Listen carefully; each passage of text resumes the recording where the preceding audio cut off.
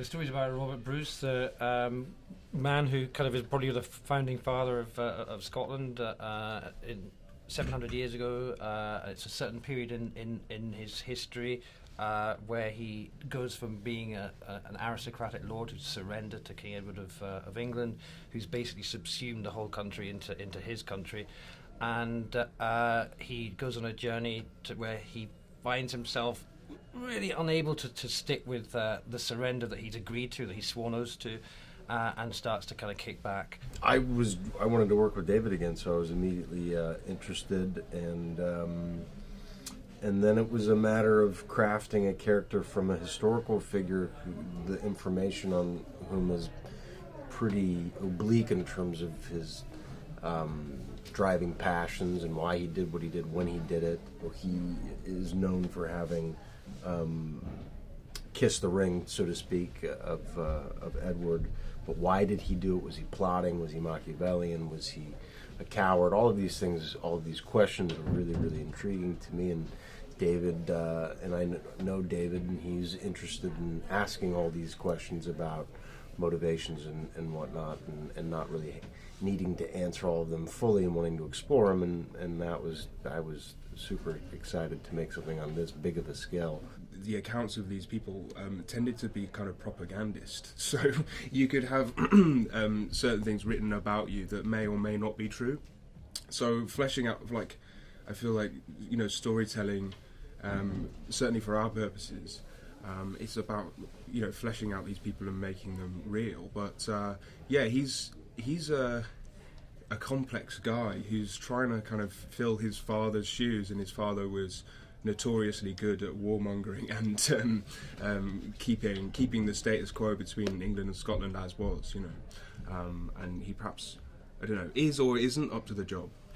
It was very intense. 65 days of late summer into autumn in Scotland, in amongst the elements, almost all exteriors, you know, until the last part.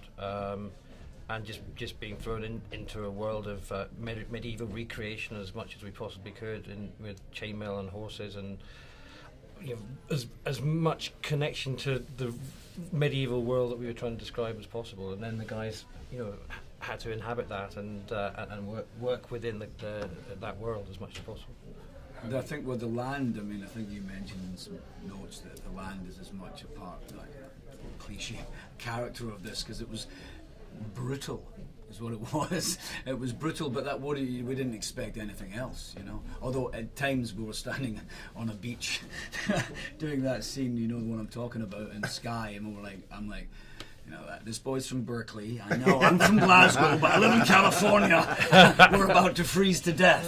But no, the land, the way, the time of year that David shot it, that heather was blooming, the oceans, the mountains. I mean, Scotland looks just such a visually stunning, you know. So, but yeah, it was very difficult, and logistically to get horses and cars up to certain parts of was very challenging. It was relentless. It was, you know, it was a boot camp. It was 2 weeks of exactly that, you know, stunt training, learning to do sequences, and then those sequences that we'd learn on the ground, we'd be out and in the wilderness, or we'd be in a lock and freezing cold, you know, rivers, and chainmail on top, and you know, or a horse, or throwing someone off a horse, you know. So they became challenging, and you know, you'd have to improvise a lot on the day because the environments would change. But yeah, I mean, I think, you know, when you said about challenges, it's, you know, that's what Mackenzie does great, is he creates such an authentic environment for us to play in, and it feels extremely natural, and sometimes, you know, it can become very real. You know, we had hundreds of stunt guys and hundreds of horsemen, and you know, it was chaotic, but beautifully rhythmic, and all choreographed, but then slightly not choreographed, you know, and it gave a very interesting atmosphere.